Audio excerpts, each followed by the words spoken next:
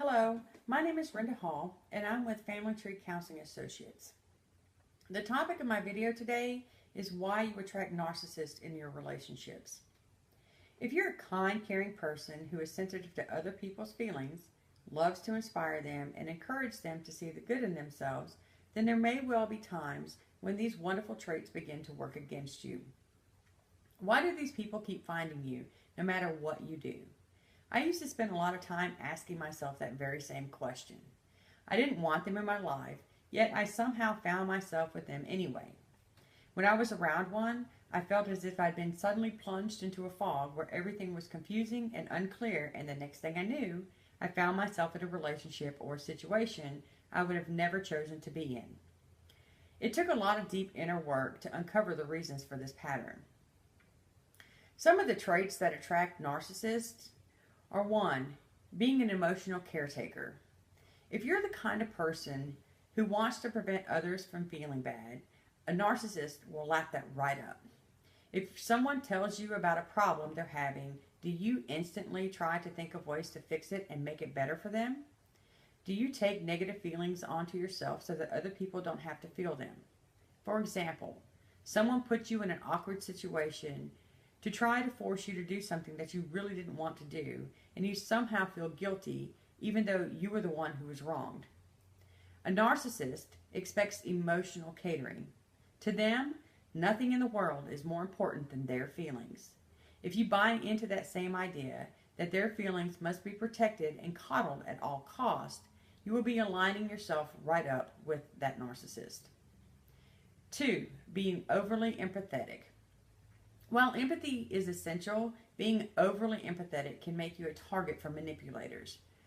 You're more likely to buy into a sob story, even though a part of you may be wondering why are they telling you these personal things when you barely know each other. You're less likely to hold them accountable for their behavior because you hate the thought of making them feel bad. You're more likely to give them chance after chance because you feel too guilty about walking away. You might feel that you're all they have in the world, so you can't just leave them no matter how badly they treat you. 3, being raised by narcissists. This is a biggie. If you were raised by narcissistic parents, then on some level this behavior is familiar to you. You've been trained from babyhood to believe that only other people's needs matter and it's not your place to have your own needs met.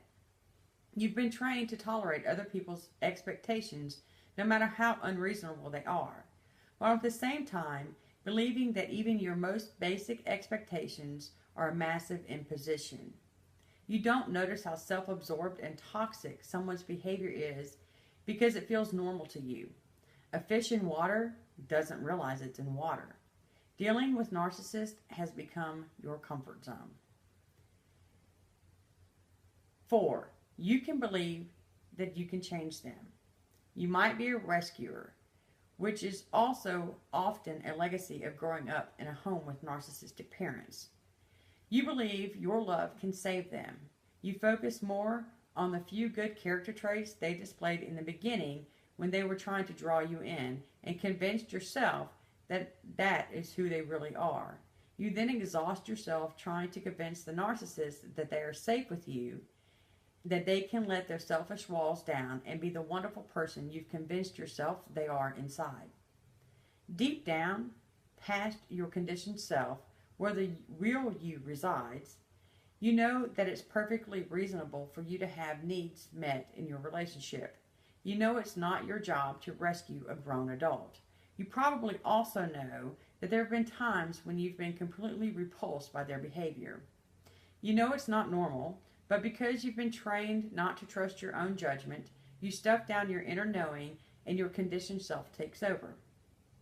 Start to become consciously aware of your patterns. Notice what happens when you're with a self-absorbed person. Pay attention to any automatic urges to jump right in and start meeting their needs. Look for ways that you sympathize with sob stories. Notice how somehow you find yourself giving them their own way just because it's easier. Whatever it is, when you meet a narcissist, they will test you to see if you're a potential source of narcissistic supply. Stopping these patterns will be uncomfortable, but only at first.